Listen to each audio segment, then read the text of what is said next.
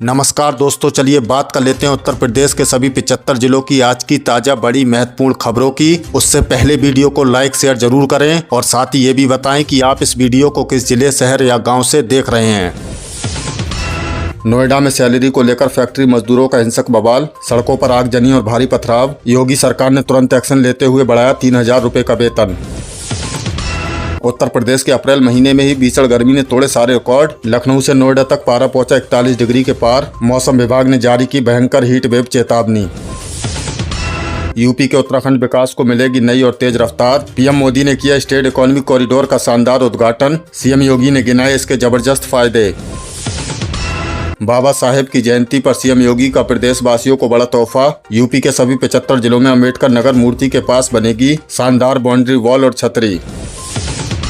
लखीमपुर खीरी में अम्बेडकर जयंती के जुलूस के दौरान अचानक भड़की भयंकर हिंसा। सड़क जाम कर उपद्रवियों ने किया पुलिस पर भारी पथराव और कई वाहनों की जमकर तोड़फोड़।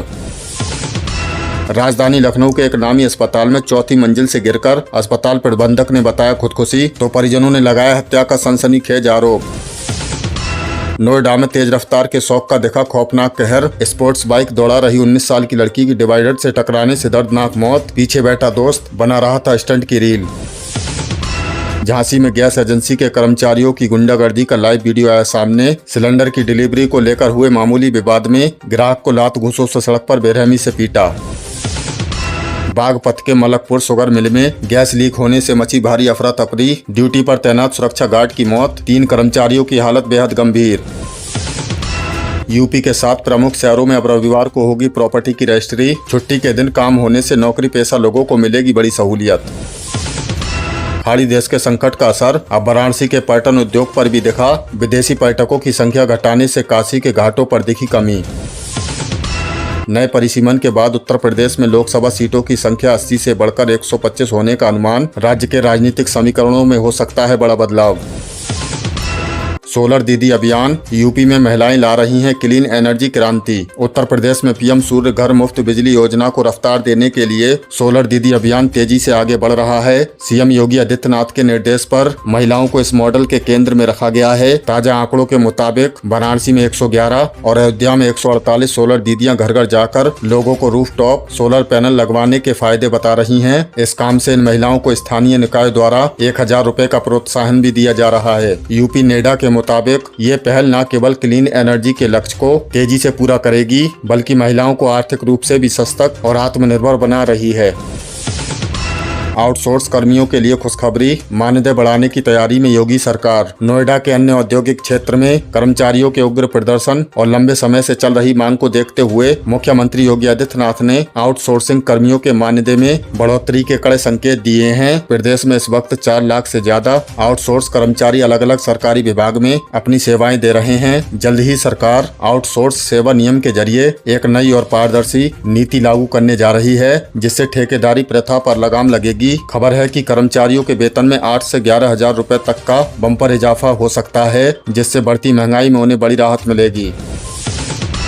लखनऊ कानपुर एक्सप्रेस वे तैयार, 28 अप्रैल को पीएम मोदी कर सकते हैं उद्घाटन। लखनऊ से कानपुर की दूरी को समेटने वाला बहुप्रतीक्षित Lucknow Kanpur elevated express way अब पूरी तरह से बनकर तैयार है। NHAI ने 28 अप्रैल 2026 को प्रधानमंत्री मोदी के हाथों इसके लोकार्पण की पूरी तैयारी कर ली है। इस हाईटेक एक्सप्रेस वे पर आप 120 किलोमीटर प्रति घंटा की रफ्तार से अपनी गाड़ी सुरक्षित दौड़ा सकेंगे, जिससे लखनऊ से कानपुर का सफर महज 45 मिनट में पूरा हो जाएगा। हालांकि इस सुहाने और तेज सफर के लिए आपको अपनी जेब थोड़ी ढीली करनी पड़ेगी। सूत्रों के अनुसार हल्के वाहनों के लिए एक तरफ का टोल टैक्स 275 रुपए और दोनों तरफ का 415 रुपए तय किया जा सकता है।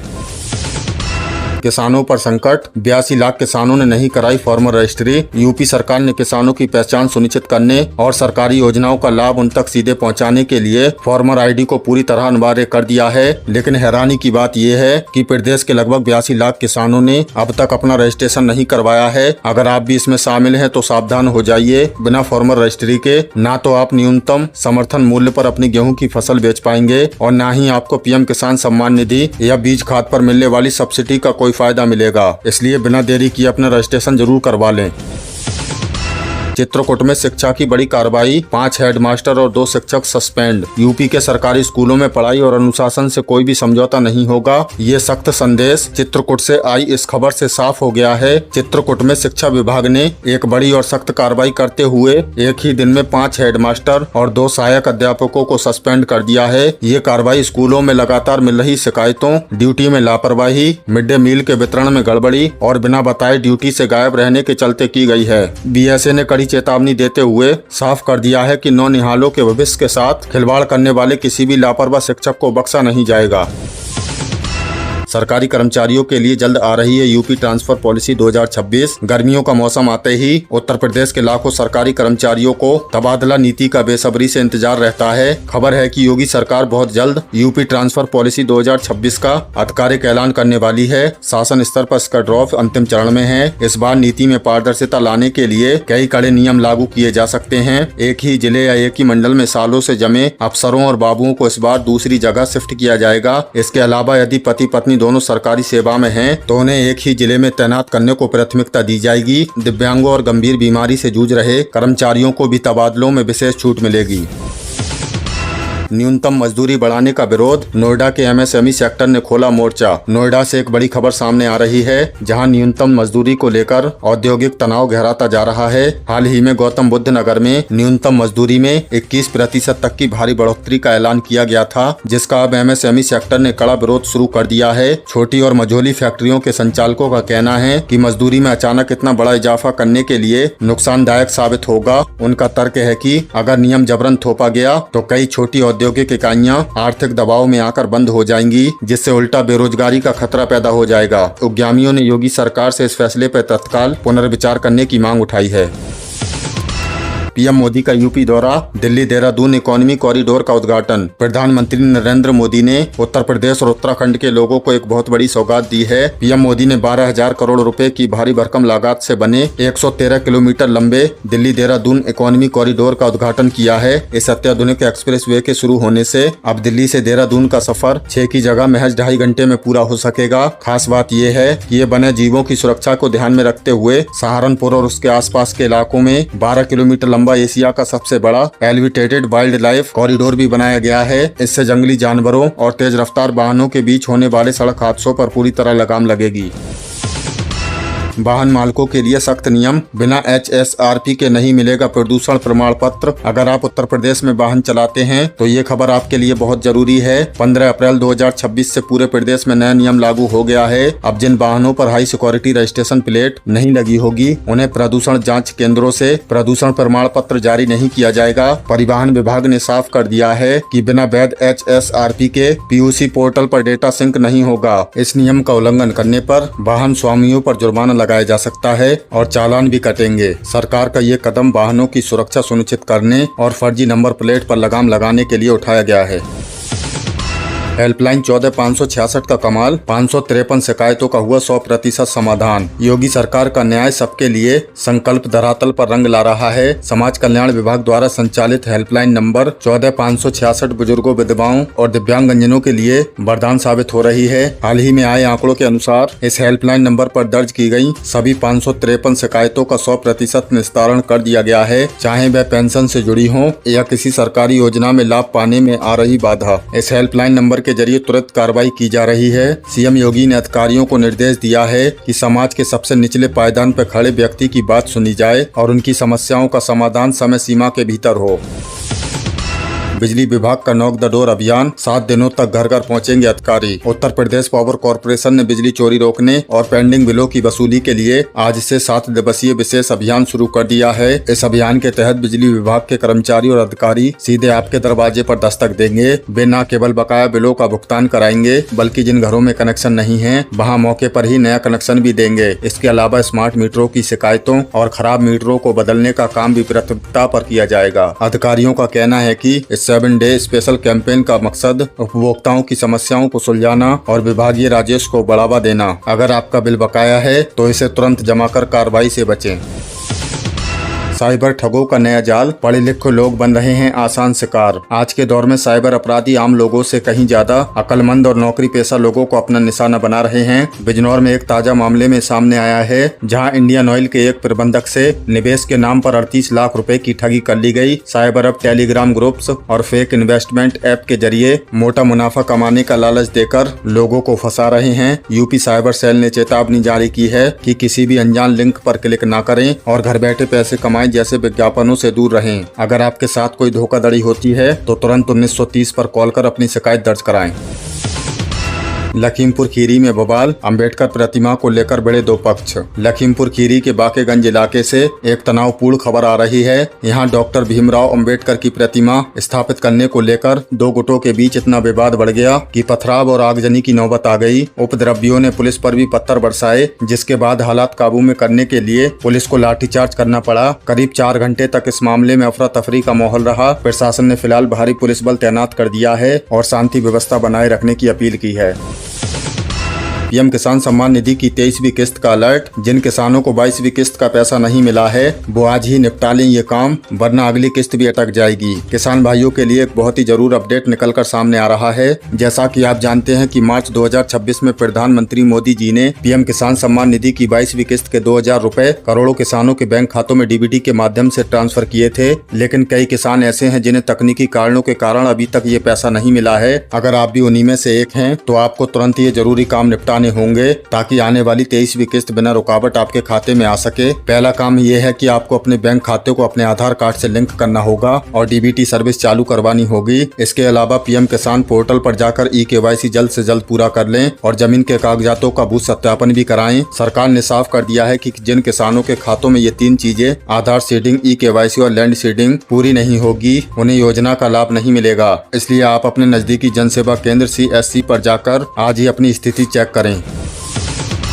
यूपी बोर्ड 2026 के लाखों छात्रों का इंतजार खत्म होने को तैयार। अप्रैल के अंतिम सप्ताह में घोषित होंगे 10वीं और 12वीं के नतीजे। कॉपियों का मूल्यांकन अंतिम चरण में। दोस्तों, हमारी अगली और सबसे बड़ी खबर उन लाखों छात्रों और उनके अभिभावकों के लिए है जिन्होंने इस साल उत्तर प्रदेश माध्यमिक शिक्षा परिषद की बोर्ड परीक्षा दी है। यूपी बोर्ड 10वीं और 12वीं की परीक्षाएं 12 मार्च 2026 को सफलतापूर्वक संपन्न हो गयी थी। अब प्रदेश के 55 लाख से अधिक छात्र अपने रिजल्ट का बेसब्री से इंतजार कर रहे हैं। शिक्षा विभाग से मिली ताजा और पुख्ता जानकारी के अनुसार कॉपियों के मूल्यांकन का काम अब अपने अंतिम और निर्णायक चरण में पहुंच गया है। सरकार ने मूल्यांकन केंद्रों पर CCTV कैमरों की कड़ी निगरानी में ये काम तेजी से पूरा कराया है। उम्मीद है कि इसी महीने यानी अप्रैल 2026 के तीसरे या अंतिम सप्ताह में नतीजे आधिकारिक वेबसाइट पर जारी कर दिए जाएंगे। छात्रों को अपना रिजल्ट चेक करने के लिए केवल अपना रोल नंबर और स्कूल कोड तैयार रखना होगा। जो छात्र इंटरनेट का उपयोग नहीं कर पा रहे हैं उनके लिए इस बार SMS के जरिए ऑफलाइन रिजल्ट चेक करने की सुविधा दी गई है। ये लाखों युवाओं के भविष्य का सवाल है,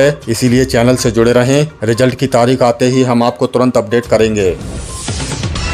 पैन आधार लिंकिंग UPI पेमेंट को लेकर जरूरी खबर। ग्रामीण इलाकों में डिजिटल लेन देन हुआ और भी आसान। RBI ने दी बड़ी राहत। दोस्तों, आजकल गांव हो या शहर, हर कोई UPI यानी फोन पे, गूगल पे, पेटीएम का इस्तेमाल कर रहा है। लेकिन डिजिटल पेमेंट के इस दौर में अगर आपने अपने पैन कार्ड को आधार कार्ड से लिंक नहीं कराया है तो आपका पैन कार्ड निष्क्रिय माना जाएगा। इसका सीधा असर आपके बैंक खाते की लिमिट, पीएम किसान योजना की KYC और बड़े लेन देन पर पड़ सकता है। इसलिए इसे आयकर विभाग के पोर्टल पर जाकर तुरंत क्लिक करवा लें। वहीं दूसरी तरफ ग्रामीण इलाकों और छोटे कस्बों में डिजिटल पेमेंट को और भी ज्यादा बढ़ावा देने के लिए भारतीय रिजर्व बैंक ने कुछ नए और आसान नियम लागू किए हैं। अब बिना इंटरनेट वाले साधारण फीचर फोन से आप UPI 123 पे के जरिए आसानी से पैसा ट्रांसफर कर सकेंगे। इसके साथ ही आपको UPI लाइट की मदद से बिना UPI पिन डाले 500 रुपए तक के पेमेंट की सुविधा भी दी जा रही है, जिससे छोटे दुकानदारों और ग्राहकों को रोजमर्रा की खरीदारी में छुट्टे पैसे की झंझट से पूरी तरह से मुक्ति मिल रही है। ये सरकार का एक बेहतरीन कदम है जो डिजिटल इंडिया को गांव-गांव तक पहुंचा रहा है। राशन कार्ड धारकों के लिए सरकार का बड़ा निर्देश। मुफ्त राशन योजना का लाभ जारी रखने के लिए तुरंत करना होगा ई-KYC। बायोमेट्रिक सत्यापन हुआ अनिवार्य। उत्तर प्रदेश के करोड़ों राशन कार्ड धारकों के लिए खाद्य एवं रसद विभाग की तरफ से एक बहुत ही महत्वपूर्ण आदेश जारी किया गया है। अगर आप भी यूपी में मुफ्त राशन योजना का लाभ उठा रहे हैं तो ये खबर आपके लिए है। सरकार ने राशन कार्ड में शामिल परिवार के सभी सदस्यों का ई-KYC और बायोमेट्रिक सत्यापन अनिवार्य कर दिया है। इसका मुख्य उद्देश्य राशन वितरण में हो रही धांधली को रोकना और अपात्र लोगों के नाम सूची से हटाकर असली जरूरतमंदों तक योजना का लाभ पहुंचाना है। इस प्रक्रिया को पूरा करने के लिए आपको नजदीकी कोटेदार या राशन कार्ड की दुकान पर जाना होगा। वहां आपको आधार कार्ड की फोटोकॉपी जमा करनी होगी और ई-पॉस मशीन पर अपना फिंगरप्रिंट देकर बायोमेट्रिक सत्यापन कराना होगा। ध्यान रहे, जिन परिवारों का सत्यापन तय सीमा के भीतर पूरा नहीं होगा उनका नाम यूपी राशन कार्ड की नई लिस्ट 2026 से काटा जा सकता है। आप खाद्य विभाग की आधिकारिक वेबसाइट पर जाकर लिस्ट में अपना नाम ऑनलाइन चेक कर सकते हैं। ये प्रक्रिया पूरी तरह निःशुल्क है।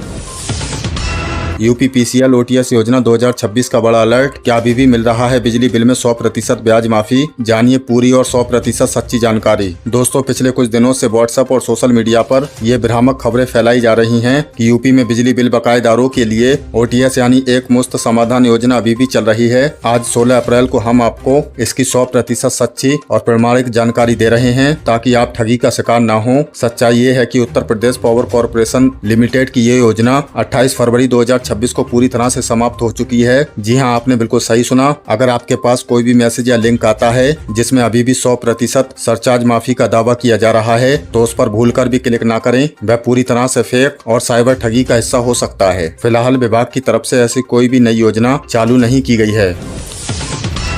योगी सरकार का महत्वाकांक्षी जीरो पॉवर्टी मिशन। यूपी की 1 करोड़ महिलाओं को लखपति दीदी बनाने का अभियान तेज। स्वयं सहायता समूहों को मिलेगा भारी फंड। उत्तर प्रदेश सरकार के जीरो पॉवर्टी मिशन को लेकर प्रदेश से गरीबी को पूरी तरह से जड़ से खत्म करने के लिए योगी सरकार ने बहुत ही बड़ा मास्टर स्ट्रोक खेला है। इस अभियान के तहत ग्रामीण और शहरी क्षेत्रों की 3 करोड़ महिलाओं को स्वयं सहायता समूहों से जोड़ा जा रहा है। सरकार का लक्ष्य है कि इनमें से कम 1 करोड़ महिलाओं को जल्द से जल्द लखपति दीदी बनाया जाए। लखपति दीदी का अर्थ है कि उस महिला की वार्षिक आय 1 लाख रुपए से अधिक हो। इसलिए सरकार ने जमीनी स्तर पर सर्वे कर 6.67 लाख ऐसे अत्यंत गरीब परिवारों की पहचान की है जो आज तक किसी सरकारी योजना या समूह से नहीं जुड़ पाए थे। अब इन महिलाओं को सरकार की तरफ से बिना गारंटी के सस्ता लोन, बैंकिंग सुविधाएं, सिलाई बुनाई जैसे छोटे उद्योगों की ट्रेनिंग दी जा रही है। योजना की सफलता सुनिश्चित करने के लिए सीधे डीएम स्तर के अधिकारियों की कमेटी बनाई गई है जो हर महीने इसकी समीक्षा कर रही है।